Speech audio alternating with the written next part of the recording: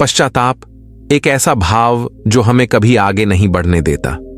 हम सभी को कभी ना कभी इस एहसास ने जकड़ा है कि अतीत में मुझसे गलतियां हुई हैं, और अपने पास्ट की उन गलतियों को सोचकर आदमी कभी आगे नहीं बढ़ पाता। वो हमेशा अपने अतीत की बातों को सोच सोच कर ही सोचता रहता है कि मैं सही मार्ग पर चलने के लिए नहीं बना। ऊपर वाले ने मेरा जीवन दुखों के लिए ही बनाया है, और इस पश्चाताप के नीचे वो दबता रहता है और घुट घुट कर जीता रहता है। तो सवाल यह है कि वो पूरी जिंदगी इसी पश्चाताप के नीचे दबा रहेगा, ऐसे ही घुट घुट कर सांसें लेता रहेगा? क्या जिस आदमी ने अपने अतीत में गलतियां कर दी उसके लिए भविष्य में कोई मुक्ति नहीं है, कोई सच्चे धर्म का मार्ग नहीं है? तो इन सब सवालों का जवाब आपको इस कहानी में मिलेगा। इस कहानी को आखिर तक सुनने के बाद आपको एहसास होगा कि इतना बुरा आदमी जब इतने अच्छे मार्ग पर चल सकता है तो हम क्यों नहीं चल सकते। और आपको पता चलेगा कि हर आदमी को हक है अपने जीवन में एक नई शुरुआत करने का, एक नया मार्ग बनाने का और मुक्ति के मार्ग पर चलने का। सबको हक है। तो चलिए कहानी शुरू करते हैं। एक दिन सुबह सुबह जब बुद्ध श्रावस्ती में प्रवेश हुए तो सारा नगर भूत बस्ती बना हुआ था। सभी लोग अपने अपने घरों को बंद किए हुए बैठे थे और सड़कें सुनसान पड़ी हुई थीं। बुद्ध उस घर के आगे खड़े हुए थे जहां उन्हें हमेशा भिक्षा मिल जाया करती थी। दरवाजा खटखटाने के बाद घर के दंपत्ति ने जरा सा दरवाजा खोला और साइड में से देखा कि बुद्ध खड़े हुए हैं। वह गृहस्वामी दौड़कर बाहर आया और बुद्ध से भीतर आने का अनुरोध किया। बुद्ध के घर में घुसते ही गृहस्वामिनी ने दरवाजा बंद कर दिया और बुद्ध से बैठ जाने और भीतर ही बैठकर भोजन करने का आग्रह किया। उसने कहा कि मान्यवर, आज बाहर जाना बहुत ही खतरनाक है। इस इलाके में हत्यारा अंगुलीमाल देखा गया है। कहते हैं कि इसने दूसरे इलाकों में बहुत से लोगों की हत्या कर दी है। जब भी वो किसी की हत्या करता है तो उसकी एक उंगली काट कर अपने गले की माला में डाल लेता है। लोगों का कहना है कि यदि उसने अपने गले की माला में 100 उंगलियां कर लीं तो उसकी मायावी शक्ति बहुत ज्यादा बढ़ जाएगी। आश्चर्य की बात यह है कि वो जिस आदमी की हत्या करता है उसकी कोई भी चीज चुराता नहीं है। राजा प्रसेनजीत ने उसे पकड़ने के लिए सैनिकों और पुलिस की कई टुकड़ियां तैनात कर रखी हैं। बुद्ध ने पूछा, एक आदमी को पकड़ने के लिए इतने सैनिकों को नियुक्त करने की क्या आवश्यकता थी? वो आदमी कहता है कि आदरणीय गौतम, अंगुलीमाल बहुत ही खतरनाक है। उसमें युद्ध करने का भी कौशल है। एक बार 40 लोगों ने उसे घेर लिया था। उसने अधिकांश लोगों को मार डाला था और शेष लोग जान बचाकर भाग खड़े हुए थे। अंगुलीमाल जालिनी वन में रहता है और कोई भी उधर से गुजरने की हिम्मत नहीं करता। कुछ दिन पहले 20 सैनिक उसे पकड़ने के लिए जंगल में घुसे थे, किंतु उनमें से 2 ही बचकर लौट सके। अब वो इस नगर में देखा गया है, अतः कोई भी ना तो बाहर निकलता है और ना ही दुकान या काम पर जाने की हिम्मत करता है। अंगुलीमाल के विषय में जानकारी देने के लिए धन्यवाद करते हुए बुद्ध उठ खड़े हुए और चलने के लिए विदा मांगी। गृह स्वामी ने गिड़गिड़ाकर प्रार्थना की, बुद्ध भीतर ही रहिए आप। किंतु बुद्ध नहीं माने। उन्होंने कहा कि मैं अपने प्रति लोगों का विश्वास तभी बनाए रख सकूंगा जब सामान्य रूप से भिक्षाटन करना जारी रखूंगा। इसके बाद बुद्ध धीरे धीरे सचित्रावस्था में मार्ग पर पग बढ़ा रहे थे। तभी उन्होंने दूर से भागकर आते किसी आदमी की पद आवाज सुनाई दी। बुद्ध समझ गए कि वह अंगुलीमाल ही है। उनके मन के अंदर जो भी घटित हो रहा था उसके प्रति पूर्ण सजग बुद्ध मंद पदों से आगे बढ़ते रहे। तभी अंगुलीमाल पीछे से चिल्लाया, ए भिक्षु रुक जाओ। लेकिन बुद्ध फिर भी आगे बढ़ते रहे। उसके पद की आवाज से वो समझ गए कि अंगुलीमाल भागने की बजाय तेज कदमों से चलने लगा है और वो उनसे अधिक दूर नहीं है। यद्यपि बुद्ध 56 वर्ष के हो गए थे, किंतु उनके दृष्टि और सुनने की शक्ति पहले के अपेक्षा ज्यादा प्रखर हो गई थी। उनके हाथ में भिक्षा पात्र के अलावा कुछ भी नहीं था। वो ये याद करके मुस्कुराने लगे कि युद्ध विद्या सीखते समय वो कितने तेज और फुर्तीले थे। कोई दूसरा आदमी उन पर आघात नहीं कर सकता था। बुद्ध समझ चुके थे कि अंगुलीमाल एकदम पास आ गया है और उसके हाथ में तलवार है, लेकिन फिर भी बुद्ध सहजता पूर्वक चलते रहे। तेज चलकर अंगुलीमाल बुद्ध के समीप आ गया और बोला, ए भिक्षु, मैंने तुम्हें रुकने के लिए कहा था, रुके क्यों नहीं? बुद्ध ने चलते चलते ही कहा, अंगुलीमाल, मैं तो बहुत समय पहले स्थिर हो चुका हूं। अंगुलीमाल। बुद्ध के इस असाधारण उत्तर से सक पका गया। उसने बुद्ध का मार्ग रोककर उन्हें आगे नहीं बढ़ने दिया। बुद्ध ने अंगुलीमाल की आंखों से आंखें मिलाई तो वो और भी ज्यादा सक पका गया। बुद्ध की आंखें दो तारकों की भांति ज्योतिर्मय थीं। अंगुलीमाल का सामना ऐसे आदमी से अब तक नहीं हुआ था जो इतना तेजस्वी और इतना सहज हो। हर कोई उससे डर कर भाग जाता था, लेकिन इस भिक्षु को कोई डर नहीं हो रहा था, मानो वह कोई मित्र या भाई हो। बुद्ध ने उसका नाम लिया था, जिसका अर्थ है कि वह जानता है कि अंगुलीमाल कौन है। उसने सोचा, निश्चय ही ये आदमी मेरी खूंखार प्रवृत्ति का ध्यान रखता है। एक हत्यारे को सामने देखकर भी यह इतना शांत और सहज कैसे हो सकता है। अंगुलीमाल बुद्ध की कृपालु और सदाचारपूर्ण दृष्टि को अधिक सहन नहीं कर सका। वो बोला, भिक्षु, तुमने कहा था तुम तो बहुत समय पहले स्थिर हो चुके हो, किंतु तुम तो अब भी चल रहे हो। तुमने कहा था कि मैं ही नहीं रुका हूं, इससे तुम्हारा क्या अर्थ है? बुद्ध ने उत्तर दिया, अंगुलीमाल, मैंने दूसरों को कष्ट पहुंचाने वाले कर्म करना बहुत पहले ही बंद कर दिए हैं। मैंने मनुष्यों की ही नहीं प्राणी मात्रा की रक्षा करना सीख लिया है।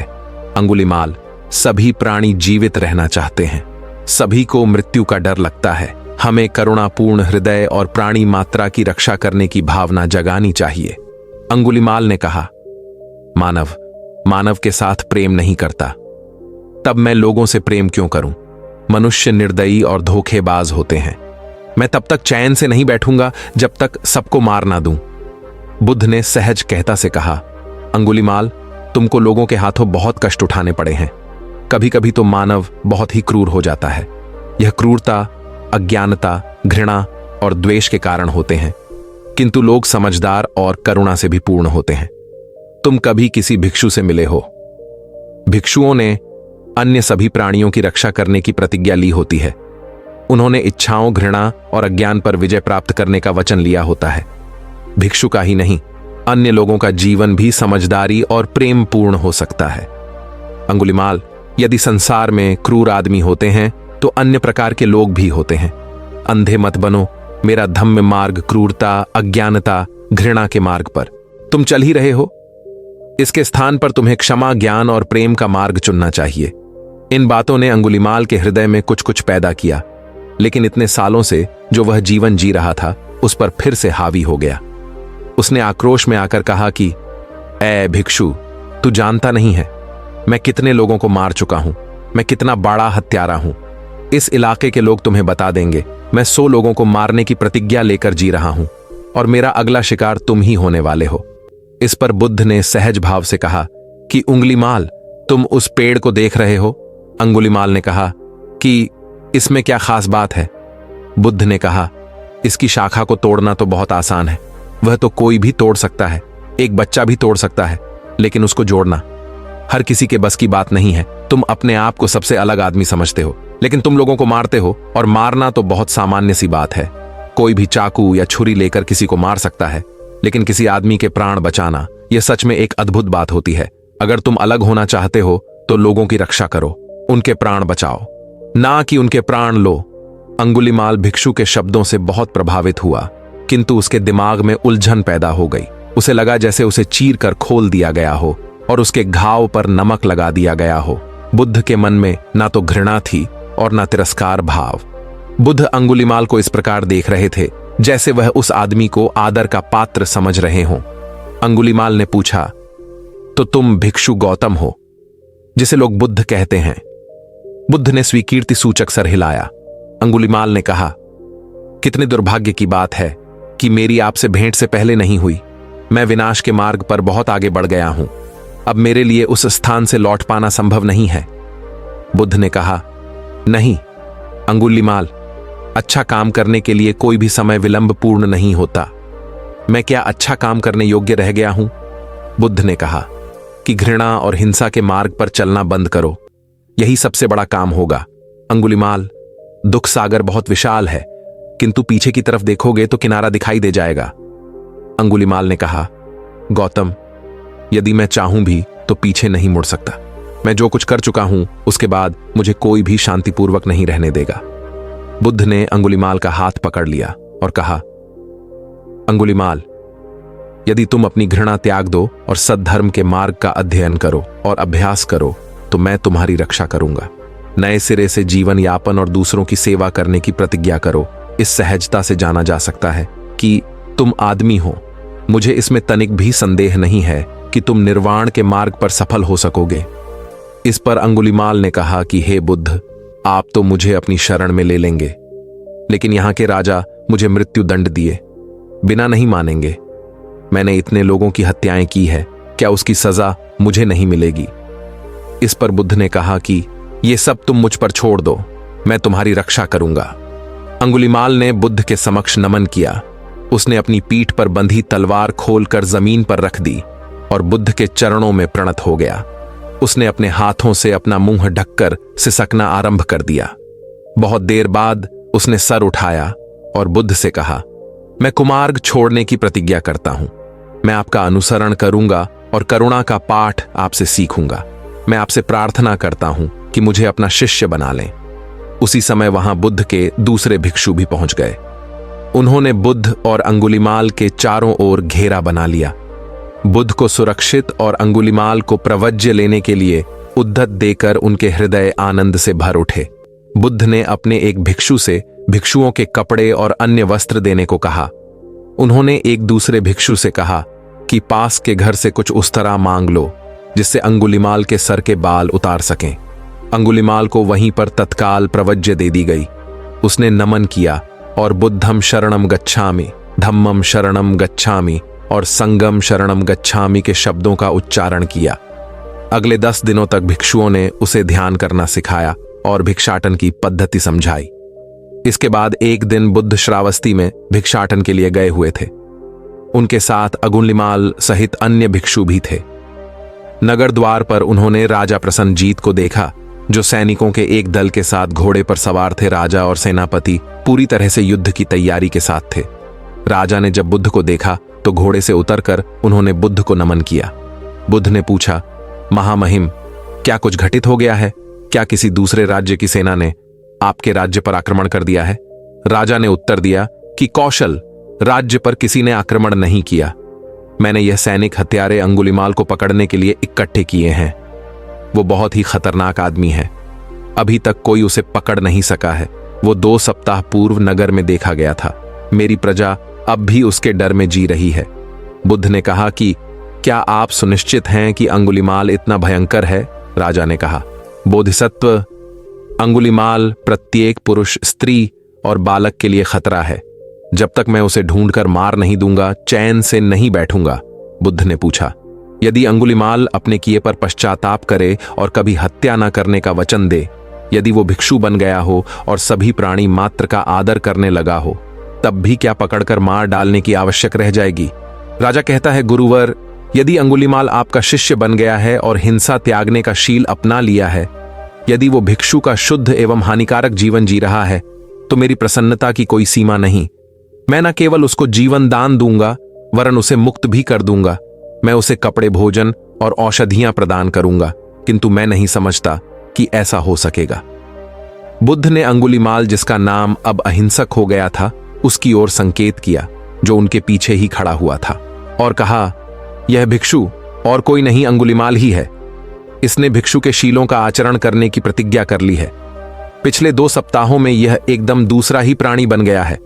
राजा प्रसन्नजीत ने जब पाया कि वो भयानक हत्यारे के इतने समीप खड़े हैं, तो आतंकित हो गए। बुद्ध ने कहा, अब इससे भयभीत होने की कोई आवश्यकता नहीं। अब हम इसे अहिंसक कहते हैं। राजा ने बड़ी देर तक अंगुलिमाल को कठोर दृष्टि से देखा, फिर उसको नमन किया और पूछा, आदरणीय भिक्षु, आपका किस परिवार में जन्म हुआ था? आपके पिता का नाम क्या था? महामहिम, मेरे पिता का नाम गर्ग और मेरी माता का नाम मंतनी था। भिक्षु गर्ग मंतनी पुत्र। कृपया मुझे कपड़े, भोजन और औषधियां प्रदान करने की अनुमति दीजिए। अहिंसक ने उत्तर दिया, महामहिम, मेरे पास 3 कपड़े हैं। मैं प्रतिदिन भिक्षाटन करके भोजन प्राप्त करता हूं और अभी मुझे किसी प्रकार की औषधि की आवश्यकता नहीं है। आपने मुझे यह सब देने का प्रस्ताव रखा, इसके लिए आपका हार्दिक धन्यवाद। राजा ने नए भिक्षु को पुनः नमन किया। उसके बाद बुद्ध को संबोधित करके बोला, आपकी तेजस्विता वास्तव में अद्भुत है। आपने उन स्थितियों में शांति और सद्भाव स्थापित किया है जो कोई दूसरा नहीं कर पाया। जिसे दूसरे लोग शक्ति और हिंसा के द्वारा काबू नहीं कर पाए, उसे आपने अपनी महान कृपालुता से संभव बना दिया है। कृपया मेरी हार्दिक कृतज्ञता स्वीकार करें। राजा ने सेनापतियों से कहा कि वो सेना को विसर्जित कर दें और सभी लोग अपने दैनिक कार्यों में लग जाएं। इसके बाद राजा स्वयं भी लौट गए। दोस्तों, एक मानव हत्या से बढ़कर कोई भी बुरा काम नहीं होता।